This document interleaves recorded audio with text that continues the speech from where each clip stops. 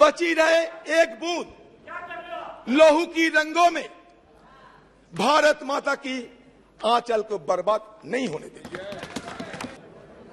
Sir, कल जब सदन में हम लोग चर्चा में भाग ले रहे थे तो सदन में एक गूंज उठी कि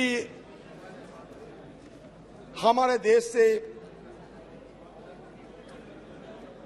भ्रष्टाचार, क्विट इंडिया, परिवारवाद, क्विट इंडिया वगैरह वगैरह, क्योंकि ये 9 अगस्त हमारे अगस्त क्रांति दिवस माना जाता सर। मैं इसके बारे में कुछ बोलना चाहते हैं। सर, भारत छोड़ो आंदोलन, जिसे अगस्त क्रांति के नाम से भी जाना जाता है, एक राष्ट्रव्यापी सविनय अवज्ञा आंदोलन था जिसका आह्वान 7 अगस्त 1942 को अखिल भारतीय कांग्रेस समिति के बॉम्बे सत्र द्वारा किया गया था। इसकी शुरुआत 8 अगस्त को मुंबई के ग्वालियर टैंक मैदान में दिए गए अपने भारत छोड़ो अभियान के भाषण में गांधी जी के करो या मरो के आह्वान के अनुसार 9 अगस्त को होनी थी।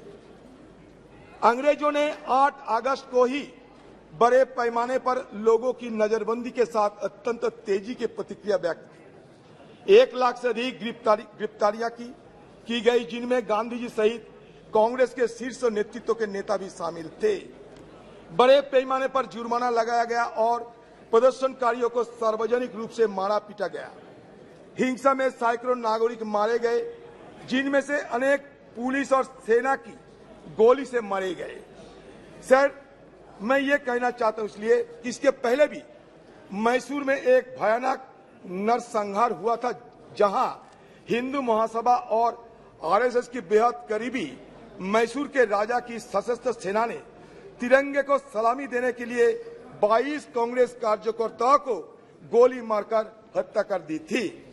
1942 में कानपुर में हिंदू महासभा शासकों के साथ सहयोग करने की रणनीति को निम्नलिखित शब्दों में रेखांकित किया गया था।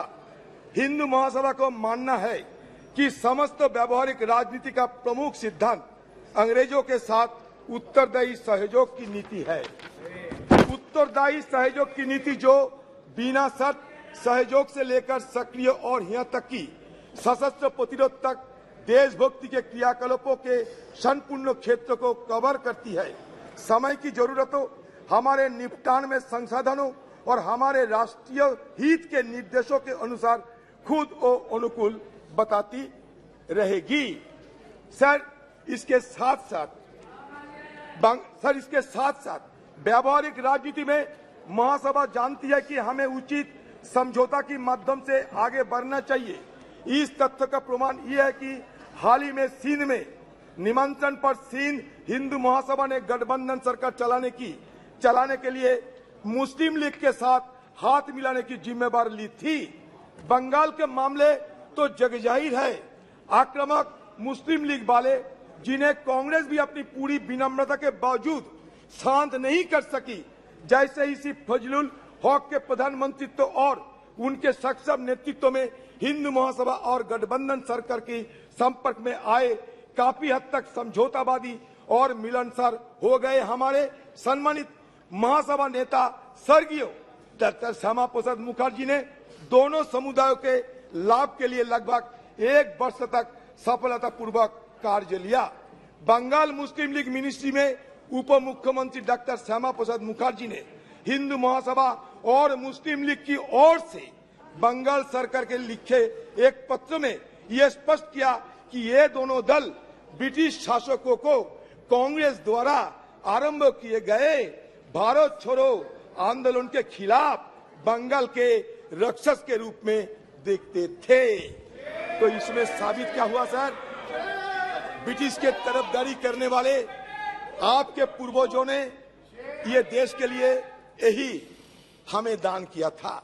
तो आप लोगों से इससे ज्यादा उम्मीद हमें नहीं थी कि जब अगस्त क्रांति के दिन आप अगस्त क्रांति के दिन नारा लगाते हुए वो बात हटा दिए और नया नारा लगाते हुए लोगों को आपने गुमराह करने का कोशिश किया। हमारे बात साफ है, हमारा बात साफ है सर, क्विट इंडिया होना चाहिए, क्विट इंडिया होना चाहिए। सांप्रदायिकरण से क्विट इंडिया, ध्रुवीकरण से क्विट इंडिया, भगवाकरण से क्विट इंडिया। क्विट इंडिया में करना ही पड़ेगा।